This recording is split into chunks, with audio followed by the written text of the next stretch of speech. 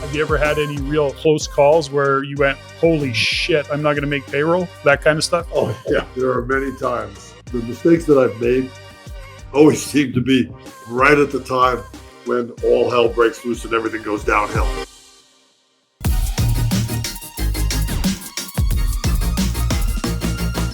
Joe Norelli, welcome to the Everyday Millionaire podcast. Thank you for joining me. Well, thank you for having me, Patrick. Now, Joe, I always open this way because biographies that my guests show me can be relatively thorough, but are often out of date. Yours is just, a list of stuff and accomplishments, which in itself is quite impressive. But let's just make it simple for our listeners. When somebody says, so Joe, what do you do? Wow, that's tough these days. 10 years ago, it was easy, but these days I do a lot of different things. My You main, do. my main focus in life is we have a manufacturing, engineering, and test facility, or multiple facilities in the state of Florida that are based in basically the military world, radar systems, missiles, electronic warfare stuff. That's pretty much been our focus for the 30 something years I've been in Florida. So does that mean you're really busy these days, Joe, given what's going on? Have you I, I just left hopefully it doesn't get to some of the people that I just left, but there was a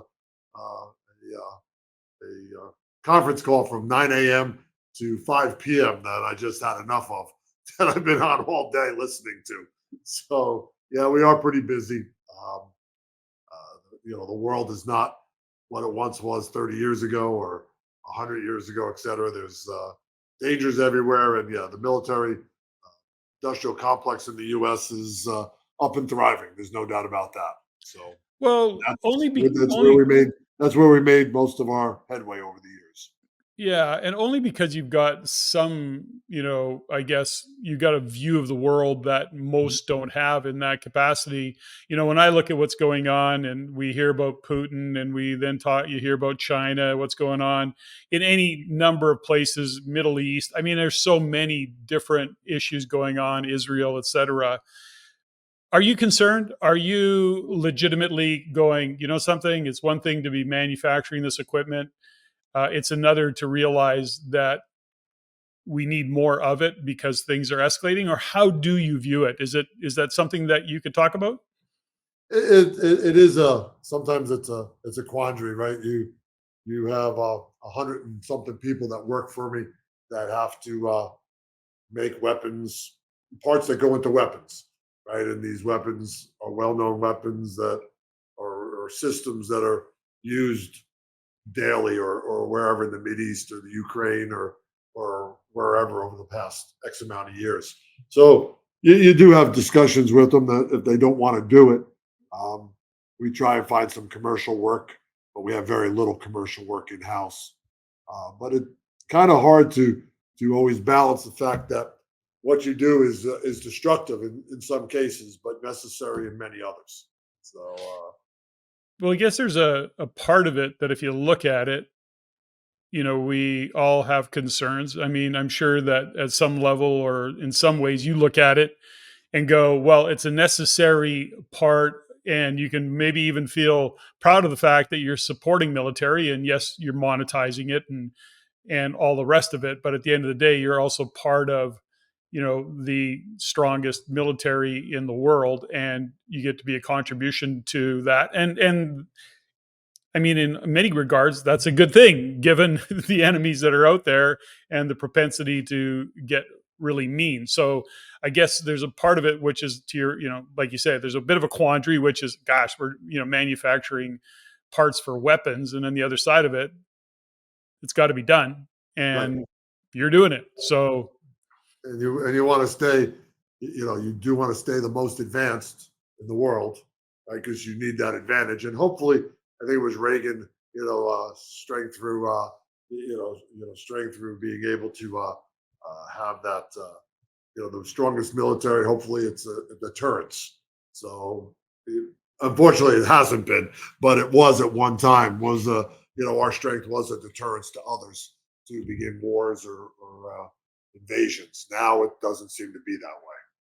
Yeah, the US seems to have lost that trump card and Very no good.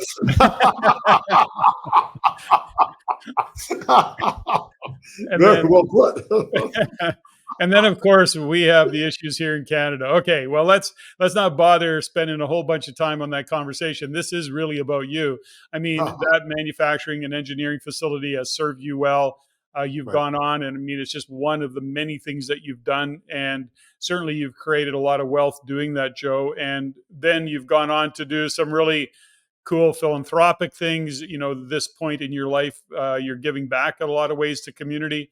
But let's just before we get there, give me a little bit of insight into how you got on this journey. How did you end up, I mean, to take on a manufacturing facility and to build a manufacturing facility, to do what you're doing? It doesn't just happen. It takes some thought, I'm sure. Was it your entrepreneurial accident, or how is it that you ended up on the journey of manufacturing, whatever it might be? All right. Well, it was an interesting journey. Uh, I don't think that in your high school or college yearbook, I had the most I'm going to be the most entrepreneurial guy or the most successful guy in the world. Basically, out of college, I just worked 9 to 5 like everybody else.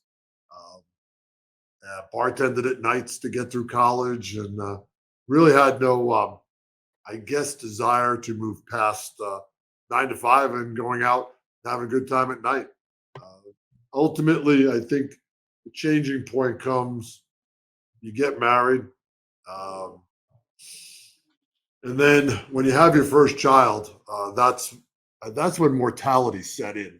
Mm, Uh, now you have something that's going to be around way past you, hopefully, and you have to leave them something. You have to do something for them. So we had a good job in New York. Um, I was a VP of marketing and sales for a company, and good future, making good money. And the guy, the gentleman that I reported to, is basically my age. His father owned the company, and it was a good company. Um, the son and I would battle over pricing and things like that at times. And then one night, it was one late afternoon. Um, we were arguing over what a price of a product should be. We were making products for missiles and things like that. And he basically got up from behind his desk, pointed to me, and said, "Remember who signed your paycheck?" And I'll never forget that. And boy, mm, I didn't get upset. I said, he's right. He does sign my paycheck. He gets to make the final say on what his company does or doesn't do price wise. I went home that night and I told my wife, I says, "Get ready. We're going to move. I'm going to quit my job and we're going to start this and do something on our own." She looked at me kind of funny, like, "Okay, yeah, I get it." And a couple of weeks later, I put in my notice and we moved to Florida. And we she wouldn't let me sell the place in New York for fear. Well, not for fear. She'll even admit today. She says, "For when you fail, I want a place to come home to." That's no lie. That's exactly what she said. She still admits to it today. And it took about 7 years till we built our house that we live in today. And in 1999, when we moved to the bigger house, she gave me the okay to sell the place in New York and was settled in that I was at least on the path to taking care of. Now we had 4 kids at that point. So that was the aha moment, was having the child, and then that moment that somebody else controlled basically, what I could afford and what I couldn't afford. Uh, mm. so we moved to Florida in '92, continued on, started one company, then another company, then another company. And then it just kind of snowballed from there. And it really came out of not out of a necessity to achieve anything, but out of a necessity to keep surviving. Mm, In the beginning, I was relying on other companies that I was selling for and representing, as the crunch came there, I realized I could do things a little better myself. And I started making certain parts. Then I realized when I couldn't get other parts because we were too small, I went and started another company to make the other parts. And then ultimately we became vertically integrated as we are today with about 80,000 square feet of manufacturing and 120 employees. So, you So know, fascinating. Now, you talk about engineering. Or do you have a background? Do you have a degree in engineering, or how did engineering evolve? Was that part of your background? well, it all started. We'll go back before I was married, and we'll go reverse chronologically or however Yeah, you do it. So when I first moved to Florida, I'd left New York. I don't know if you're old enough, but we used to. I had learned how to work on Lotus 1, 2, 3 on Apples, and I sure. could program mini IBM mini frames. So I came to Florida without a job the first time, and I went to work with my father's friend, who was like a sales rep in the electronics industry, selling military components and et cetera. And he asked me what I did, and I said I do. I'm a finance guy, I'm an accounting guy, I'm a numbers guy. And he ultimately said, "Hey, could you help me? My sales guys are always thinking I'm cheating them out of commissions. Could you build these spreadsheet things for me to show them, what's going on?" I said, "Of course I can." And George was a great guy, and he hated to drive. And one day, his Miami sales guy, his focus sales guy, quit, and his Miami sales guy wanted to move up.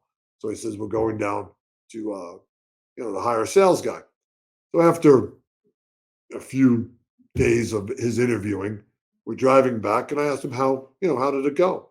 And he said to me very bluntly, he said, "Do you know what a retread is?"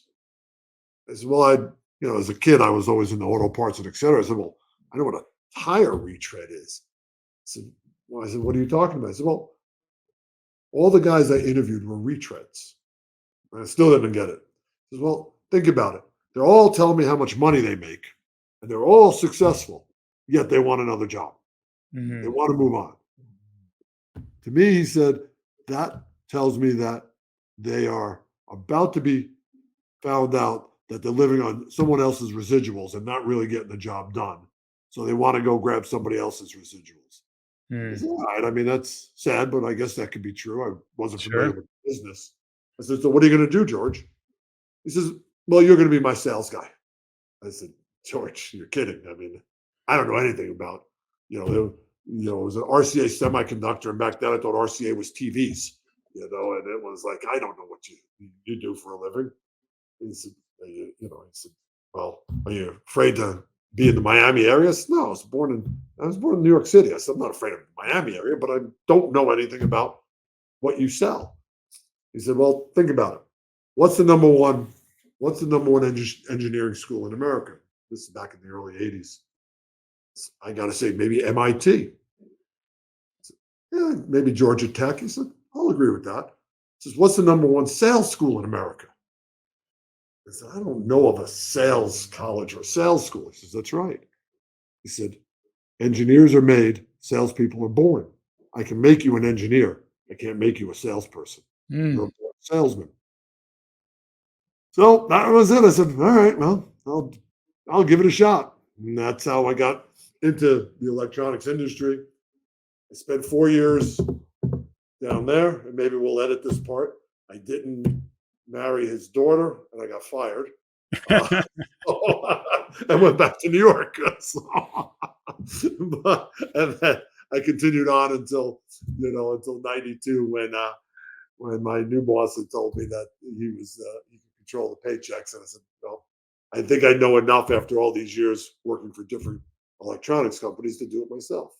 So that's how it all began.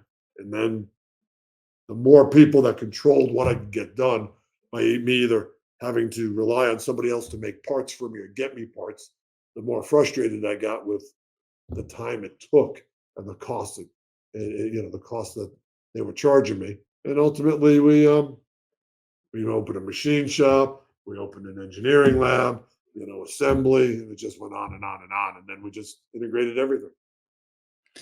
Well, what I'm hearing in all this, Joe, and this may seem, kind of forgive me as I kind of unpack this a little bit from my perspective. And what I'm hearing is that when you consider, the fact that your boss, the story you shared earlier was about, he's signing the check. Remember that. Then you just shared the fact that you're having to rely on others, for their timelines on parts, their pricing on parts, and you wanting to deliver quicker, better, less expensive, not be at the effect of others. It really is, the it's seeming is that you're going, I need to have control of what I'm doing. And you have a set of values and a set of standards that nobody seems to be living up to. So you go, okay, I'm not going to bitch about it. I'm just going to fix the problem. And Yeah, that's pretty much it. It's you know, you try not, you don't complain in life. I yeah, mean, complaining gets you nowhere. Um, you analyze it, you look at it, yeah. you get around it, you sidestep it, you move through it, and you have to come up with a solution, and you have to live for tomorrow, and you have to get it done. So that's pretty much the way we've lived. Well, I go back, and this is a pretty common question on my podcast that I have because, over 8 years of doing this podcast and hundreds of guests and, very successful individuals like yourself who, seemingly ordinary, who have achieved extraordinary is what I look at it. And, first off, my guests rarely consider themselves extraordinary. They just go, yeah, I just got shit done and I did what I had to do and I had Right. fun doing it, or I was, filling a gap or solving a problem, and it was my entrepreneurial accident. But so I asked the question of this: is it nature or is it nurture? So in other words, if we go back and you go back even a little bit further in the timeline that you described, when you're a kid growing up, were your parents entrepreneurial, your dad, your mom? What gave you this sense of, number one, confidence that you could pull this shit off? Because that's what gets in most people's way, a fear of failure. So what gave you the confidence, and was it because you came from an entrepreneurial background, or what was it for you? Well, I guess no. My father was a construction worker, union worker, Yep. ran heavy machines. My mother worked, as a cashier at a drugstore growing up. Yeah. Um, I guess probably the one thing that came about that I remembered in a childhood that sparked me to that there's a way to make money. Uh, Back, I guess I might have been like 14. You have like you have your chores to do. You get your allowance or whatever. So I would get $5 to mow the lawn. Yeah. Okay, back in the early '70s or whatever, and we had a pretty big sized lawn. So I paid a kid to do it for $3. Uh, so one day I'm sitting in the front step listening to music on an old AM FM transistor radio while kids mowing the lawn. My father comes home, went in to see my mother, said, "What the hell's going on out there?" And she said, "Well, you paid him to get the lawn mowed. He's getting it. He's getting it mowed." No, I paid him to mow the lawn. No, you paid him to get the lawn mowed, and the lawn's getting mowed. We got away with that for a couple of times before he said, "No, you're mowing the lawn."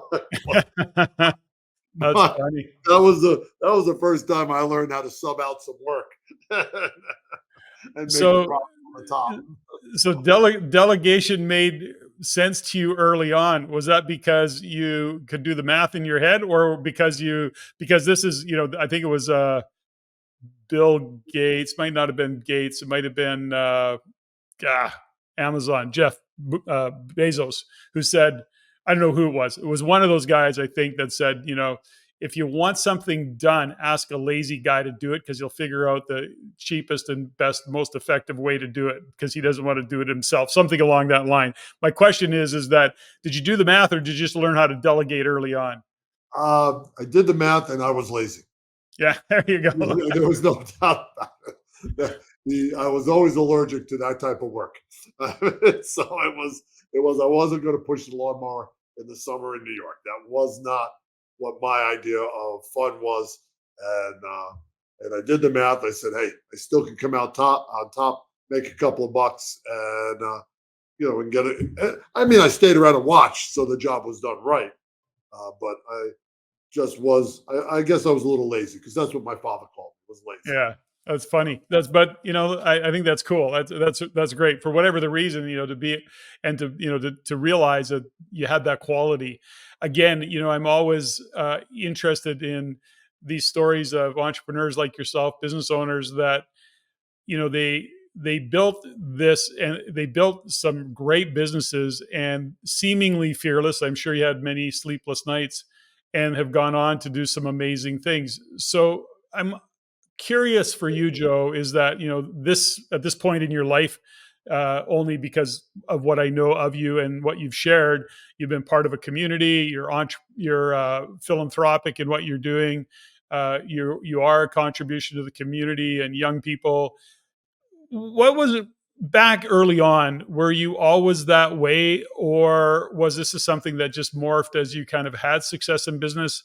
There's always a story that, well, when I make money, I'll be as philanthropic and I'll donate as much money as they do, But until then, not so much.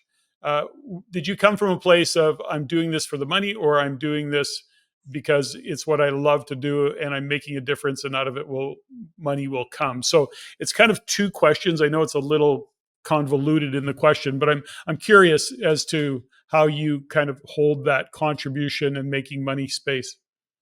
Well, I've always I told my kids as they were growing up, I said, try and find a job or work or a business or something that you like to do or love to do because you're going to do it for an awful long time. I Mhm. mean, like my oldest son, it took him a while to figure out what he wanted to do, and he's a firefighter, paramedic, loves Mhm. doing it. I mean, it was, it's not, you always think, oh, your kid has to go to college, blah, blah, blah. But it's always, he loves doing it.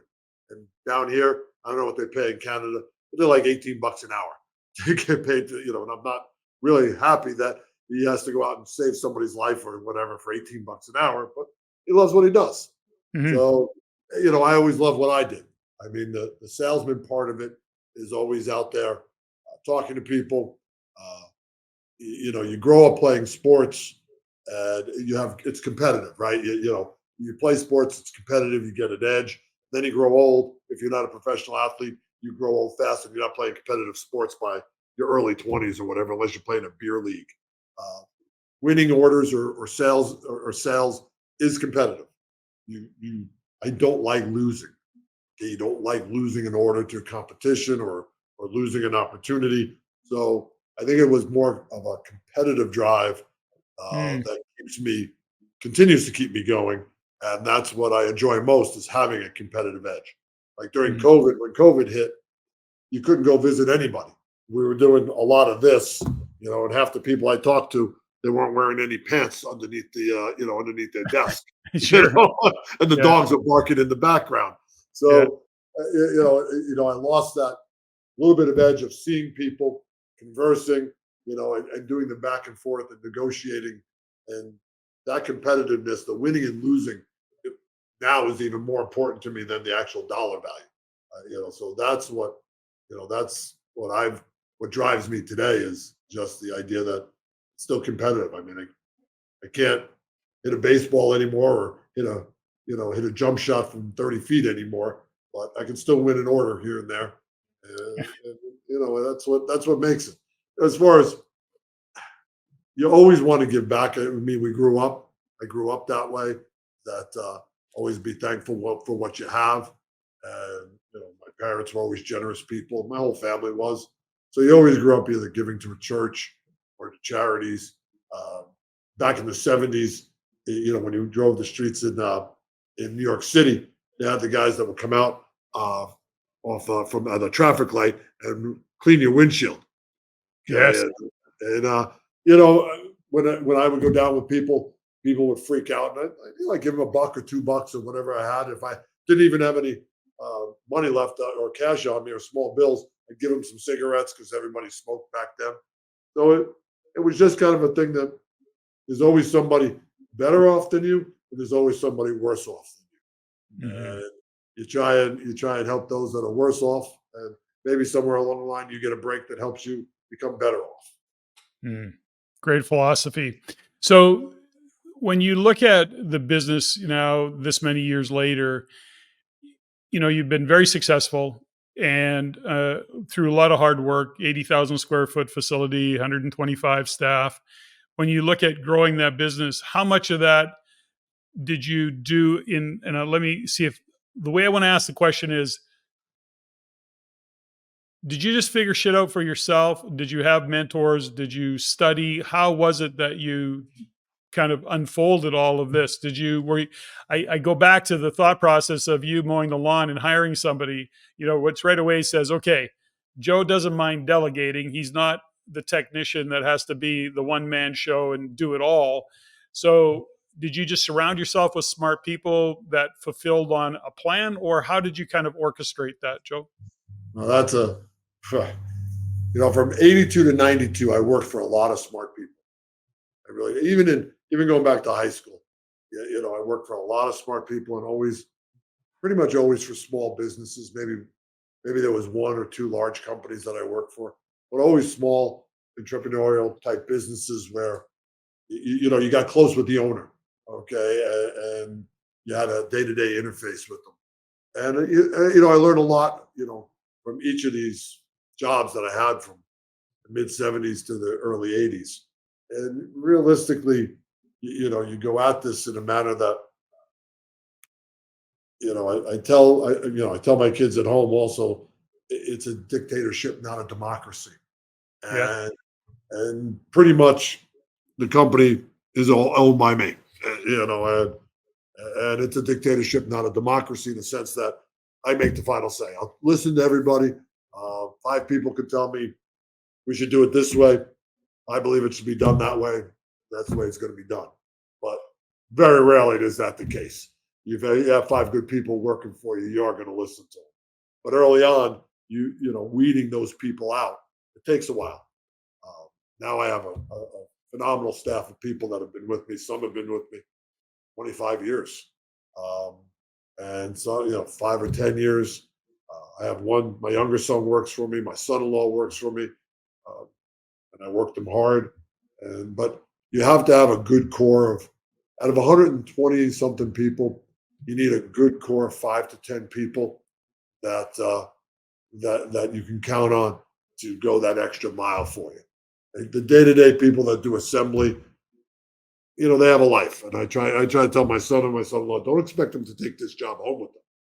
I mean, it's not their life. It's your life. It's my life. It's not their life. So don't expect that from somebody that's making 15, $20 an hour. From some of Hmm. your managers or your engineering guys, you do expect a little more than the normal person. But you surround yourself with those type of people that can run things for you. Like we just got back from Italy. Everything ran smooth. I didn't have to have a worry in the world. So it's comforting to know that after all these years that I've been able to cultivate and get the right people to work with us. So when you look into the future, do you are you now building the business as legacy for son, son-in-law, family? You see it carrying on for years beyond you. Is that kind of your vision for where you see or hope that your business goes, Joe? Well, I've been taking it 5 years at a time Mm. for the last 10 years. When I turned 65 last year, I said, let's take a look at the next 5 years. Um, you sell the company, you sell part of the company, leave the rest of it to the kids, and et cetera. So we've looked at all avenues. Um, what I've done is the complete opposite. Uh, I've got two companies I'm looking at purchasing and integrating. I've got two potential opportunities with multi-billion-dollar companies to work and license their IP. So I kind of every time I find that spot where I think I'm going to level off and find a transition period, as people call it. I find something else that incentivizes me to say, I got a lot left in the tank, so let's not stop here and let's do a little more. If something happens, the kids will be able to take over. It's it is interesting, isn't it? So, like you, I turned 65 last year. I turned 66 here in 2024, and I was reading I don't know, it was a tweet or a paragraph or whatever they call it, X. Anyways, the point of it was that it was pointing out how many boomers have either come back to work or continue to work. And in this person's view of the world, it's because the cost of living is too high and they can't afford to retire, or their retirement plans were skewed because of what went on. Now, there may be some degree of truth to that. And, the data, I guess, if you looked for it, would probably be there saying, okay, well, there's a whole bunch of boomers that were planning on retiring. And given the inflation, given the cost of everything, they can't afford to live the lifestyle they want. So they continue to work. Right. I've always joked that I'm on the Freedom 95 program because I love what I do. And although some days I go, what the fuck am I doing? Most days I'm going, I really enjoy what I do, and what am I going to do? So, you know, you look at somebody like you who's created the wealth you got. I am going to poke you around your car collection because you got nothing else to do with your money. So, so the question is that, you kind of align with that fact. It's not about the money. It's like, okay, well, what are you going to do with all your time? I mean, the grandkids don't want to hang out with you too much. It's nice to visit. The kids are going, okay, I'll be over for dinner on Sunday, kind of thing. It's like, what are you going to do with your time? You can only go to Italy so many times. Then you're going, okay, how long can you spend in Italy wandering around? And then you go, okay, a couple of weeks later, you go, I want to get home. Right. So And that's my view of it. What is your view of it? that's funny you mentioned that because one, two, three, four guys that I've had close relationships business wise for the last 30 years, all hit in the 60s. And, we all hit at the same time. Yeah. All four of them retired and now work for me. Yeah. Okay. From their Raytheons and their Lockheeds of the world. Because, you go home and after those first 2 weeks, it's like, what do? You can only play so much golf. Okay. And you really don't want to do that many chores. Okay. In Florida in the summertime, you don't want to be outside digging ditches or putting in a new sprinkler system. So they've all come back to work and they come to work for me because they can work, 8 a day if they want. Yeah. And, they help build a business and they make some money and they have a great time. But I looked at it this way. I play, I must play 10 or 12 charity golf events a year. Yeah. Um, we travel and I still work. And people say, well, why don't you retire? So, well, I go everywhere and I do everything I want anyway. Okay. I don't miss an event. So by retiring, I mean, I don't have any more events to do. I do them all. Yeah. So what am I going to do? In those days where I'm, supposedly retired. So I'd rather work. I'd rather work, keep busy, talking to people, and et cetera. And then, like tomorrow afternoon, I'll be heading to Greenville, Mississippi for a charity golf event in Mississippi. Yeah. Thursday night, Friday, Saturday. Be back Sunday. Back to work on Monday. Yeah. And I don't remember. Do you have your own plane? I seem to think you do, but I'm not sure about that. yeah. There's two. Yeah. Yeah. So Okay. Yeah. Okay. Just a small detail. Okay. Yeah. It's so inconvenient. Okay. I got it. Yeah. I got so it. well that does help because you do get around pretty.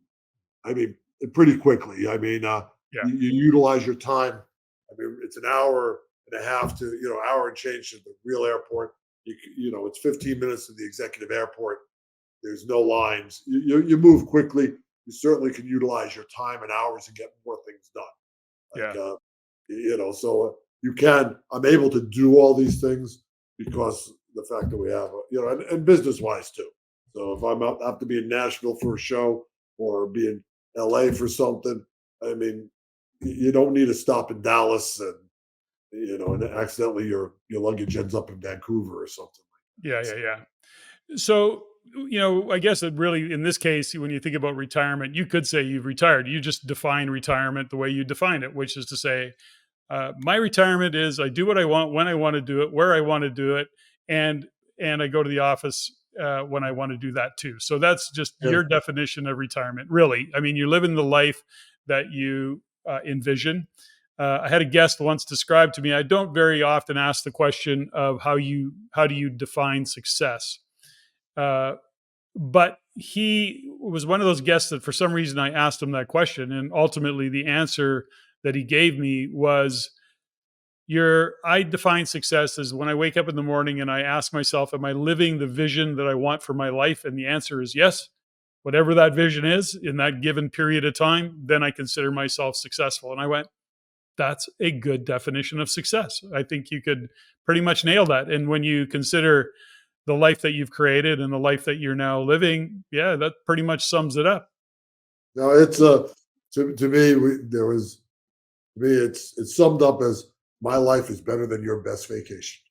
That's that's the way you look at it. I live a vacation.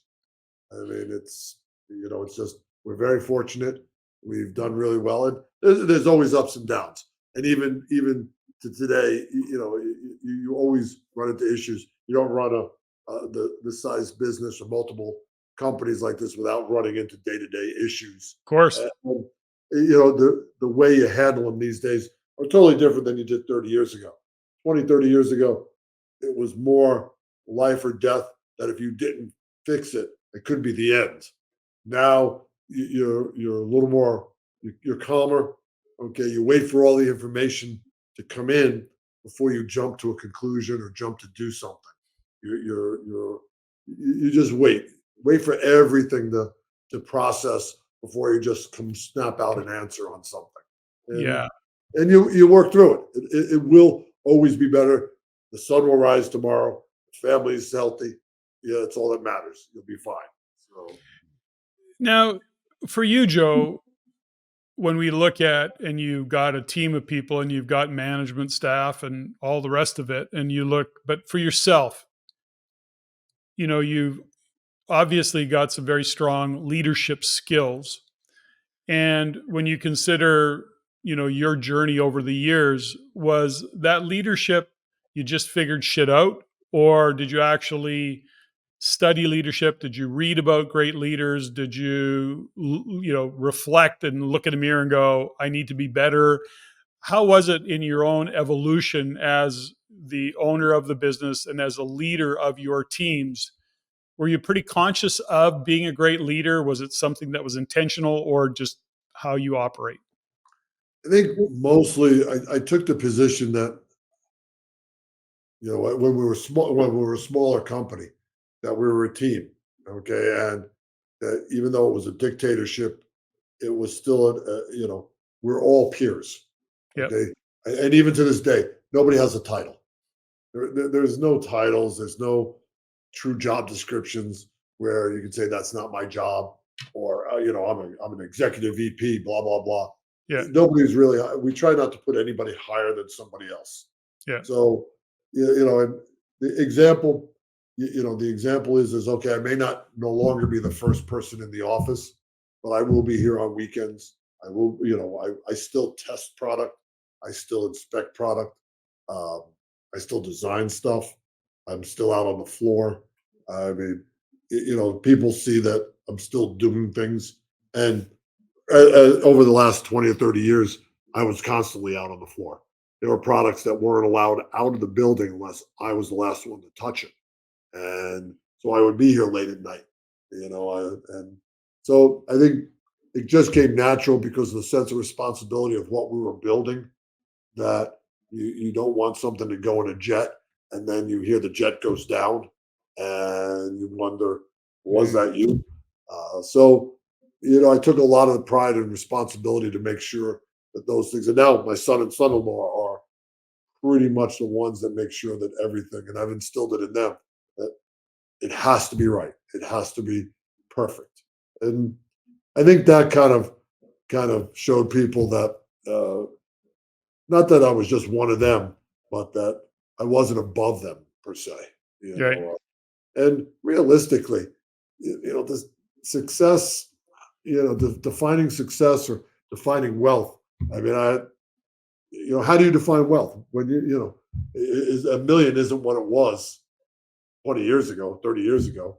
I mean, when you and I were 30 or whatever, we all said, "Oh, I want to make a million by the time I'm 40 and I can retire." Yeah, That wouldn't have happened. You could have made yeah, the million, but you weren't retiring at 40 on a million. So what is today's millionaire or worth? What does it take to retire in the lifestyle that you're in? yeah.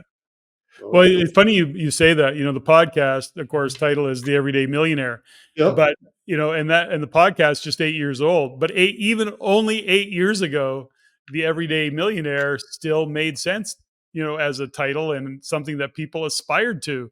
And right. now I think people still aspire to being and being having a net worth of $1 million, but it certainly is not what it was even as little as 8 years ago. The It's, past 4 or 5 years, certainly since the pandemic, has totally changed the meaning of money when you consider how much money printing has gone on by oh our yeah. central banks. It just watered down everything. I could put, somebody actually sent me a message and go, "Hey, Patrick, I own the name Everyday Trillionaire. .ca. Do you want to buy it from me?" And I'm going, well, it almost makes sense, more sense if we were from Zimbabwe, perhaps. But anyways, the point is, it is really an interesting phenomena that's happened.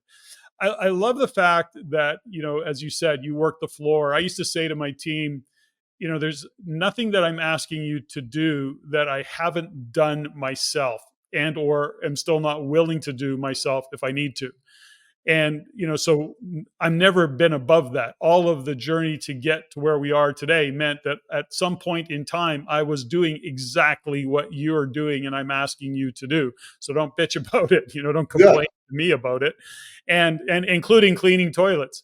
So there is that part of it. I love the culture, where that to me is a very I think a more advanced way of thinking, where there isn't a hierarchy per se, where people don't have job descriptions. You could have the same title, same job description, get shit done. That really is, at the end of the day, there's the client, that's what he needs. We need to get shit done, and we want to have a system. We want to be efficient, we want to be effective, we want to be responsible, we want to be accountable, because what we're building matters. And it not only matters to our client, but it matters to the lives of people who are in your case, high performance jets or airplanes or weaponry of some sort, radar equipment. That shit matters, when you're Right. in a high stakes game like they're playing.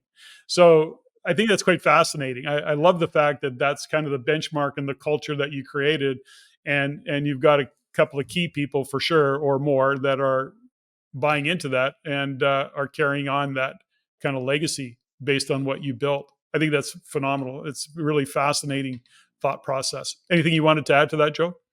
No, I think that you just kind of you grow with the company, you grow with in life, and and you get a lot of personalities that are around you, Mhm. and do 120 people adapt to you? Do you adapt to 120 people? It's really hard.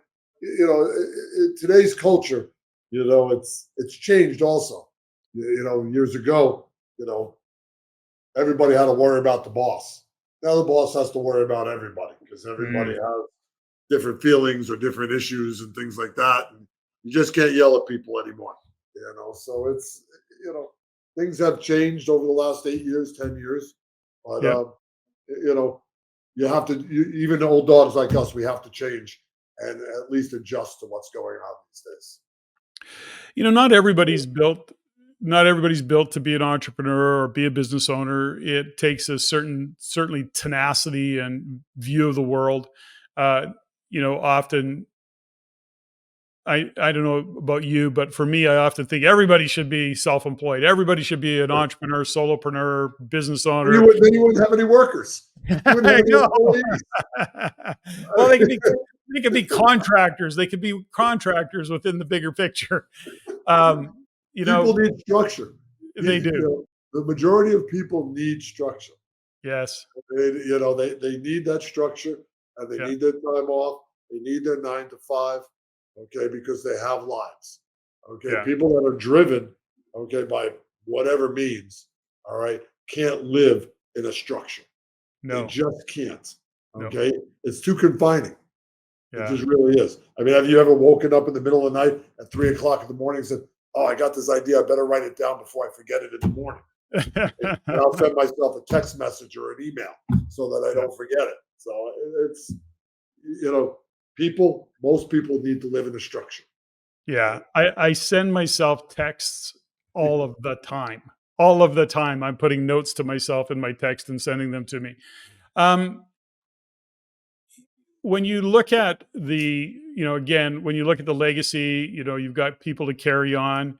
When you consider the life that you're creating for yourself and you look at your journey, if you reflect back on your journey, were there times where you felt, okay, I'm not going to make it? Like, I'm not going to get past this hill? Have you ever had any real, and I mean, maybe even call it, if you had some real close calls where you went, holy shit, I'm not going to make payroll, that kind of stuff? Oh yeah. No, there are many times. There are many times that you scramble to make payroll. You go back to the dot-com bubble, all right, when things went bad then, the 08, 09, a crisis, you know, they, they always hit everybody, no matter what business you're in.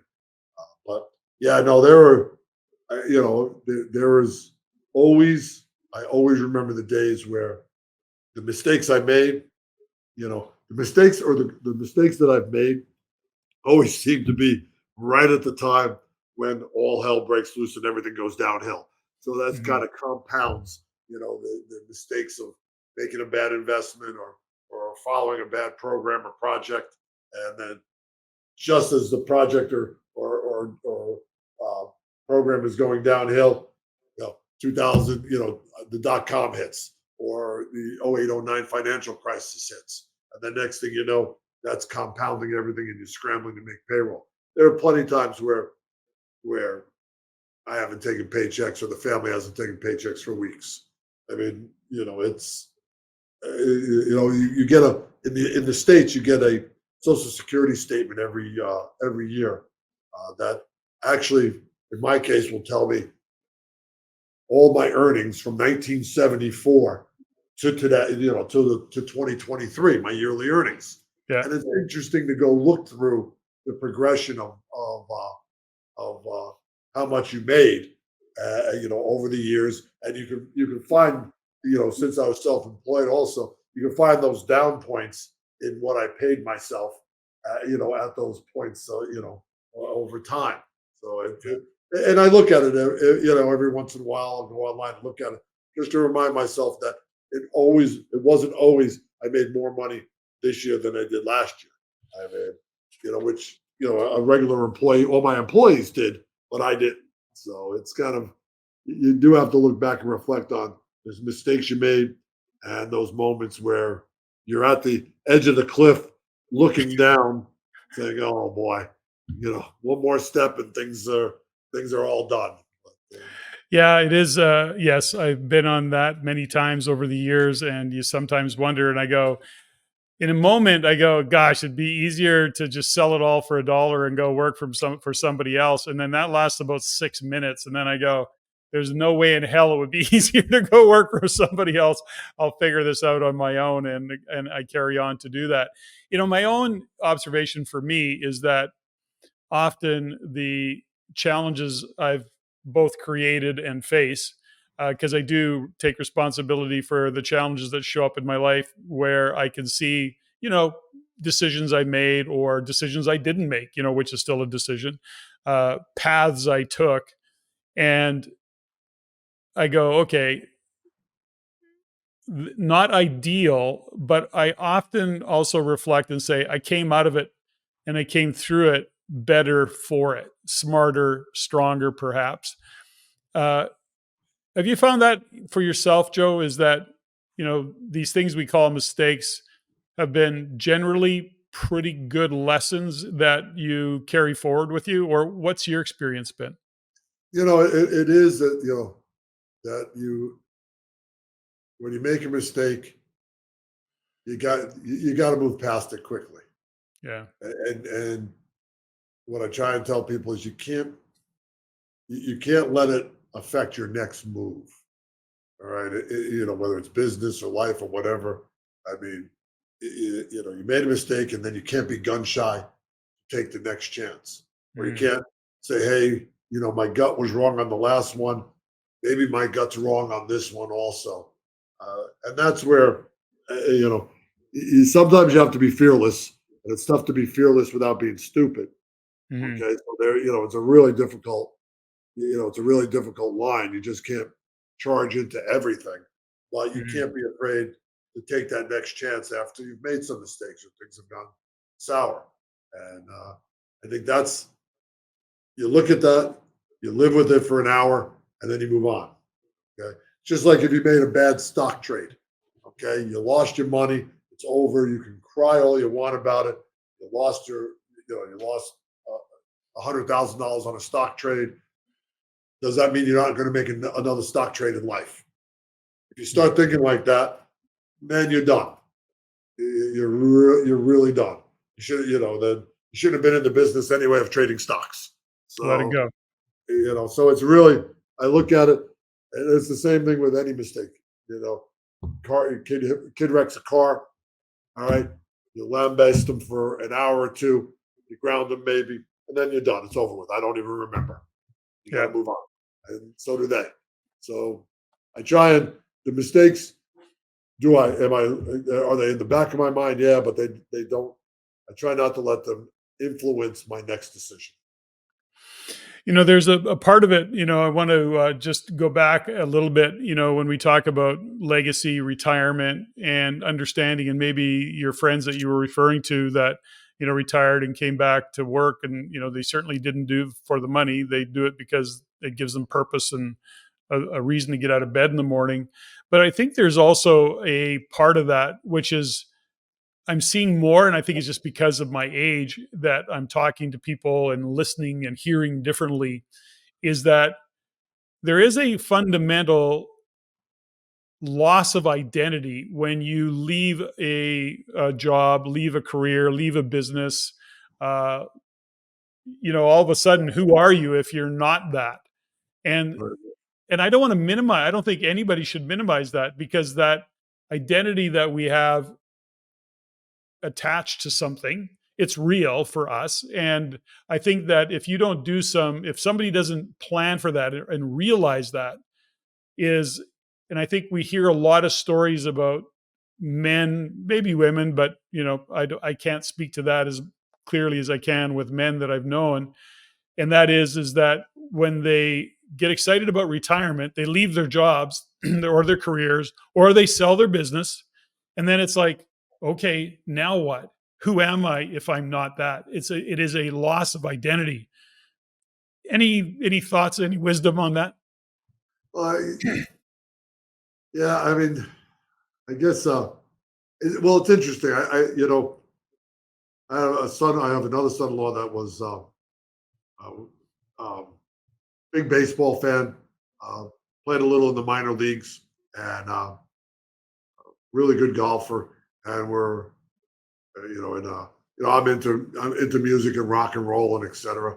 And he asked me one day, and we're on the first tee or whatever. He said, "Would you rather be a Hall of Fame shortstop for the New York Yankees or a rock and roll star?" Well, I said, "Hunter," I said, "to be honest with you, I could still be a rock and roll star at my age. I can't be shortstop for the Yankees." Wait, The identity goes, like you said, the identity goes sometimes with the job. I mean, yeah, Derek Jeter is still Derek Jeter, right? But he's not a shortstop for the Yankees anymore. What is he? yeah. And athletes probably have the biggest issues when they retire because that's Oh, what they want, huge. right? And same thing for us that have done the same thing for many years. Now I wonder about the next generation of of people that are really job that they job hop. Mm. okay, or a career hop. They don't have that longevity. Maybe they don't have that association, with maybe they won't have that issue of an identity crisis, Well, right? that's a Because great point. I had 10 jobs in 50 years. What am I? I'm just a guy. So I don't have that crisis. I can retire, smoke my cigars, and take some time on the Florida Keys. No, So that's a good point. That's a where good we sit there and say that's all we've done all our lives. So yeah, that's a good point.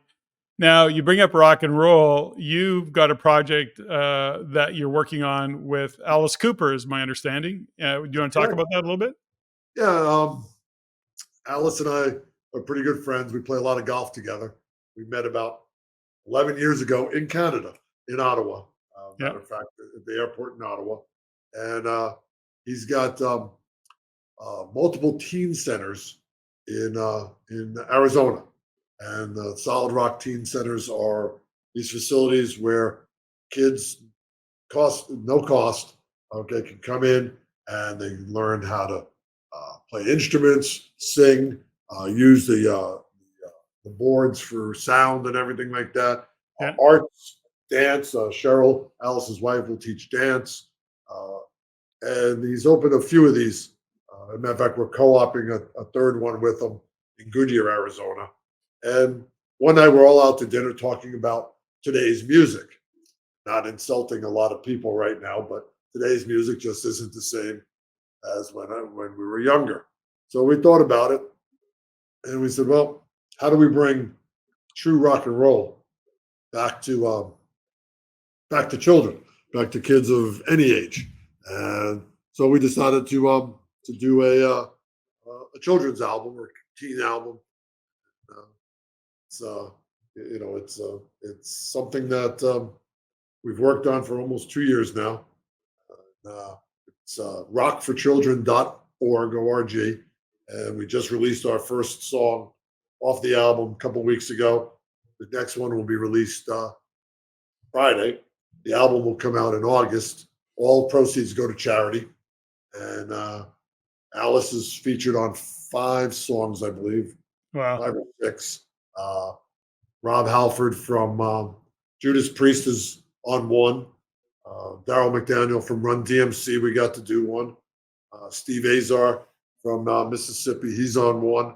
And then we basically did it with kids from the teen center doing the instruments and doing the backup vocals. So wow. it was a fun project, um, and we may do a second one. We'll see how this one turns out.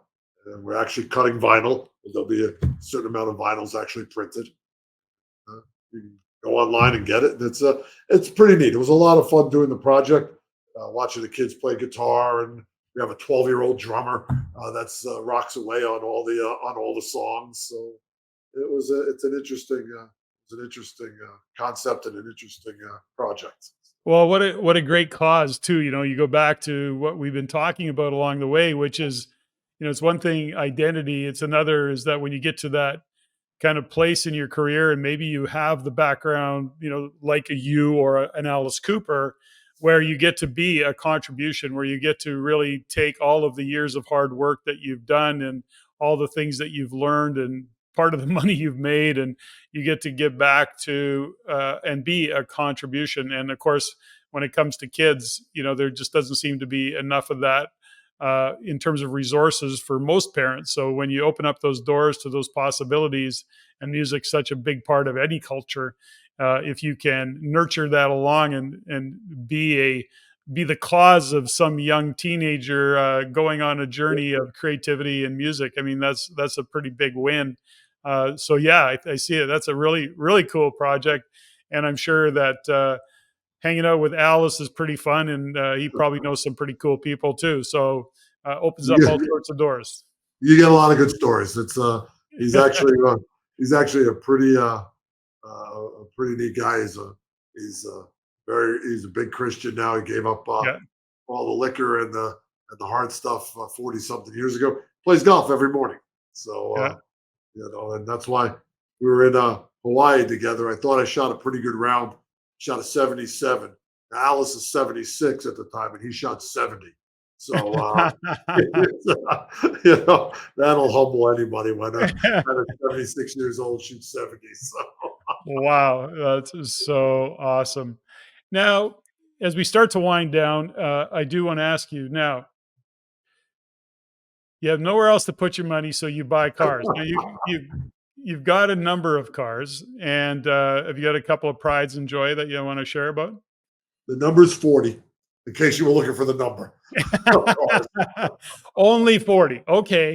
And give me kind of a lowdown. Are these Oh, gosh. supercars? Are they classics? Are they a combination of all of those things? I want to say that there's a couple of Ferraris in there somewhere, but There's, there's there's 8 Corvettes, uh, and there's special edition Corvettes for each child's birth year.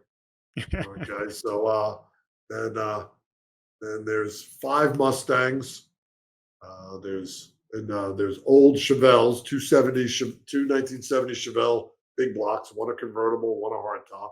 okay, so Six- some classics. 67 67 Firebird convertible. Yeah. Uh, there's some newer ones. There's some newer ones. I have a The wife has a 2020 Charger Hellcat Special Edition. I have a 2020 Challenger Special Edition. So we have some newer ones. Um, there's some specialty or novelty cars. There's a fire chief car because when before COVID, we would take. I had a '64 Galaxy 500 that was like a set up like a fire chief car with the bubble and the whole 9 yards and the radio. And Yeah. I have a 2010 Camaro pace car, which was one of one, Wow. and I have a 1996 IROC Z car that was one of the cars used during the IROC Z series, and we would bring them out to children's events, autistic children, and etc. Give them rides, fire them up, and and pretty much it was great.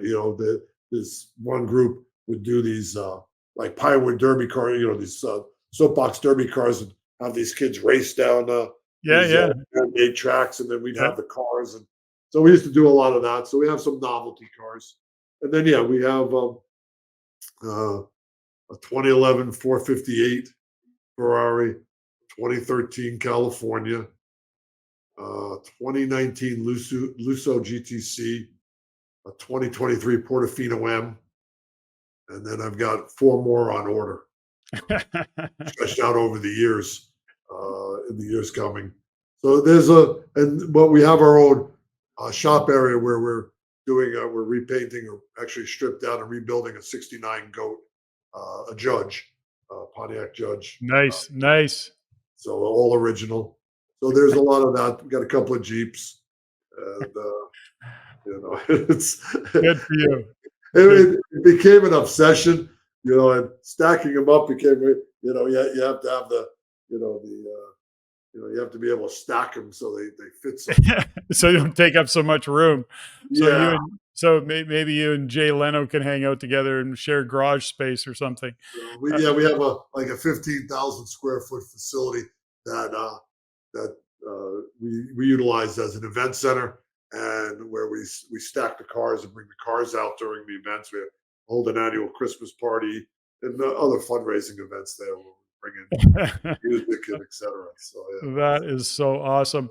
Now, Joe, as we wind down, and I'd like to try and leave listeners with a couple of things, if you got it, is there a fundamental philosophy that you go by in life? Is there something that you would draw on when, you're questioning something or you're trying to make a decision? Do you have any of those kind of, I don't know, I call it a mantra, but it could be just a philosophy for life. Anything that you would share in that regard?